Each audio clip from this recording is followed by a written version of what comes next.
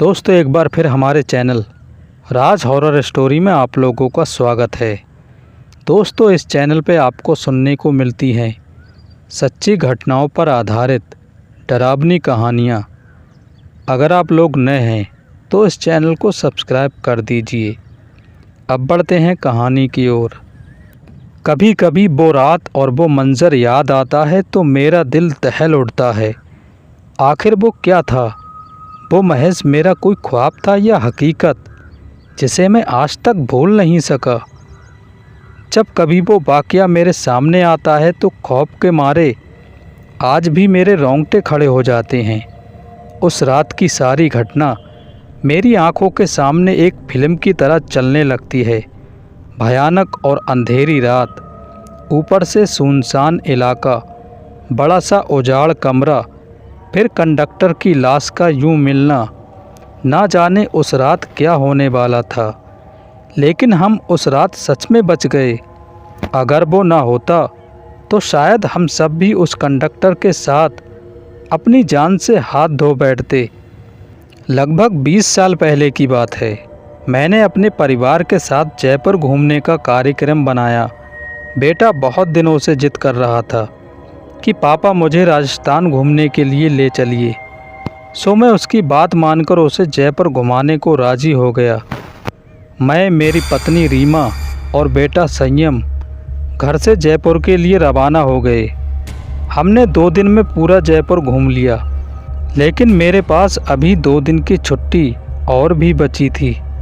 तो मैंने सोचा क्यों ना अजमेर शरीफ भी हो आते हैं। चूँकि हमारी ये प्लानिंग अचानक हुई थी तो हमें जल्दबाजी में बस का सहारा लेना पड़ा। उस बस में और भी यात्री थे, खासकर बुजुर्गों की संख्या ज़्यादा थी। हमारी जैसी केवल एक ही फैमिली थी।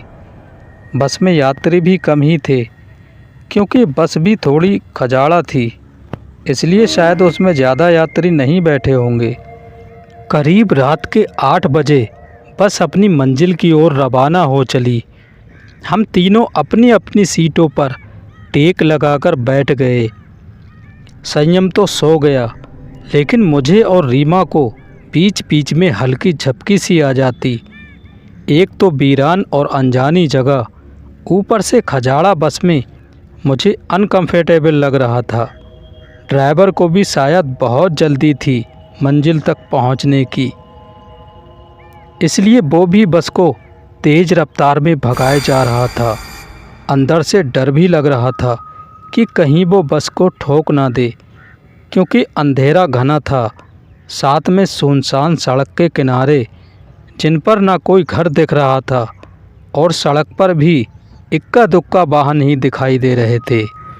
कुछ बुजुर्गों ने ड्राइवर को टोका भी कि बस की रफ्तार जरा धीमी करो। कुछ समय तक तो उसने बस को धीमी रफ्तार में चलाया, लेकिन फिर कुछ देर के बाद उसने फिर से बस की रफ्तार बढ़ा दी। एक बुजुर्ग ने फिर से उस ड्राइवर को टोका कि बस की रफ्तार कम करो, लेकिन मना करने के बावजूद फिर से ड्राइवर ने रफ्तार बढ़ा दी। तब ड्राइवर ने जवाब दिया कि अंकल जी, जो मैं कह रहा हूँ वो बिल्कुल ठीक कह रहा हूँ। मैंने सुना है कि ये इलाका अच्छा नहीं है, बहुत ज़्यादा खतरा है इस जगह, और हम इस इलाके को जितनी जल्दी पार कर आगे बढ़ जाएं, उतना अच्छा है। ड्राइवर की बात सुनकर सबने कहा कि चलो ठीक है। बस तेज़ रफ्तार से आगे बढ़ रही थी कि तभी एक तेज़ आवाज़ के साथ बस का थोड़ा संतुलन गड़बड़ाया और बस थोड़ी दूर बढ़ी और रुक गई। अब सब सकपका गए कि अचानक ये क्या हुआ। इतना खतरनाक इलाका और बस का रुकना, किसी का भी जी डर जाएगा। ड्राइवर ने अपनी टॉर्च जलाई, बस के नीचे उतरा और उसने देखा कि क्या बात है, बस को आखिर क्या हुआ, वो रुकी क्यों। कुछ देर के मुआयने के बाद उसे पता चला कि बस के पीछे के दोनों ओर के पहिए पंचर हो चुके हैं और बस में एक्स्ट्रा पहिए भी नहीं हैं जिससे उसकी मरम्मत हो सके। अब क्या किया जाए, सभी सोच में पड़ गए।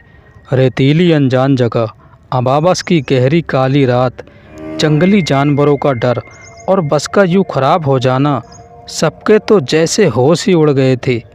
अब क्या करें क्या ना करें, किसी के कुछ भी समझ में नहीं आ रहा था। तभी कंडक्टर को थोड़ी दूर एक रोशनी दिखाई दी।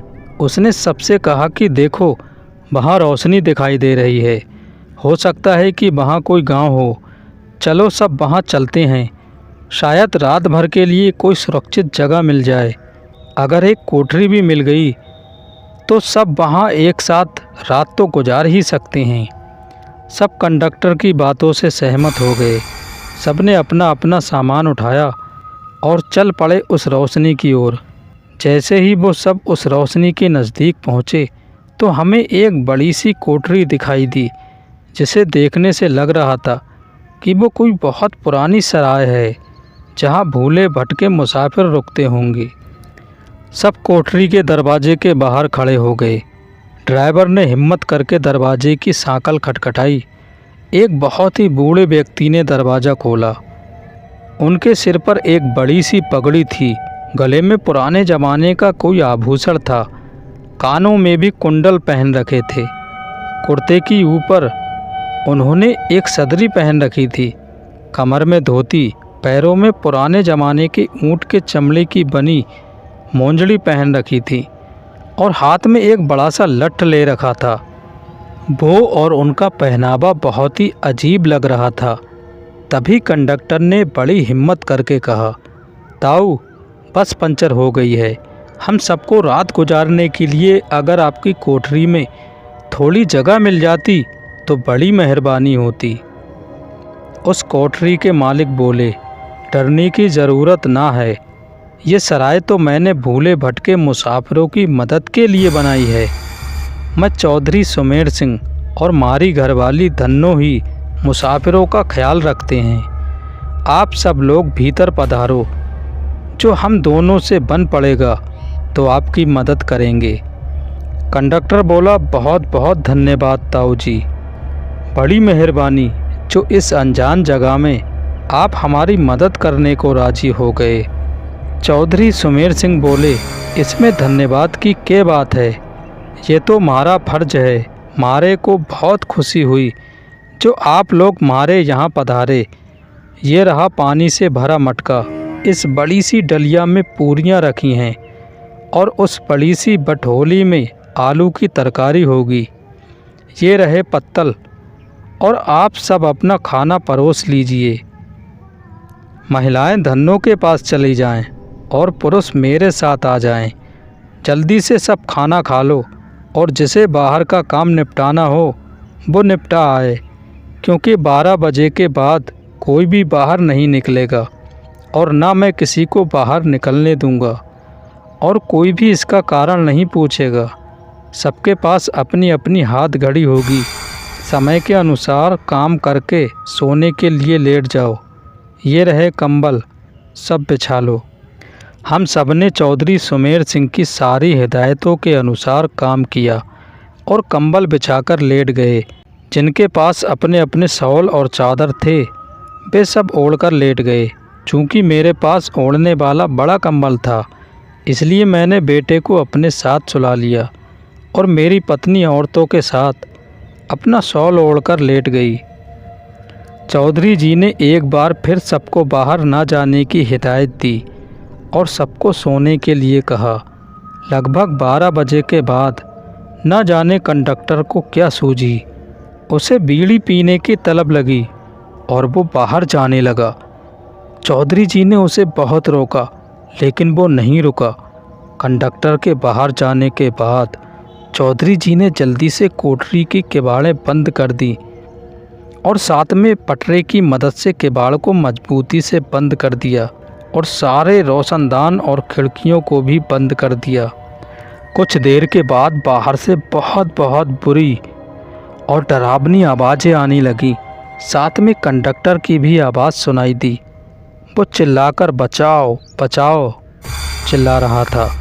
कोठरी के कुछ लोग कंडक्टर की मदद के लिए बाहर जाने लगे, लेकिन चौधरी जी ने उन्हें सब ये कहकर रोक दिया कि अगर सब बाहर गए तो सर्वनाश हो जाएगा। वो शैतान अगर भीतर आ गया तो हम में से कोई भी जिंदा नहीं बचेगा।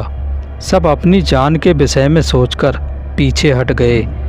फिर चौधरी जी ने सबसे कहा कि सब अपनी जगह लेट जाएं और उनकी बात मानना हम सबकी मजबूरी थी। हमने सबने वही किया जो चौधरी जी ने कहा था। एक आध घंटे के बाद सबको नींद आ गई। हम सब सुबह जगे तो वहाँ का मंजर देखकर दंग रह गए।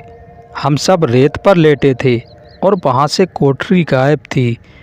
केवल लोगों का सामान ही पड़ा था। वहाँ 2 समाधियाँ बनी थीं जिन पर चौधरी सुमेर सिंह और धन्नो सिंह का नाम लिखा था। हम सब ये देखकर हैरान थे कि आखिर रात को जो हुआ था वो ख्वाब था या हकीकत।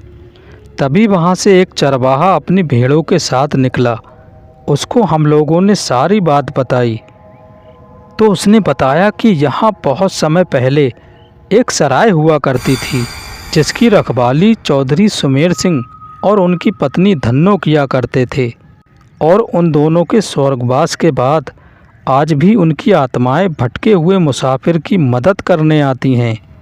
इस इलाके में बहुत शैतानी आत्माएं रहती हैं जो लोगों को कत्ल कर देती हैं, लेकिन सुमेर सिंह और उनकी पत्नी अच्छी आत्माएं हैं, इसलिए वो लोगों की मदद करने आ जाते हैं।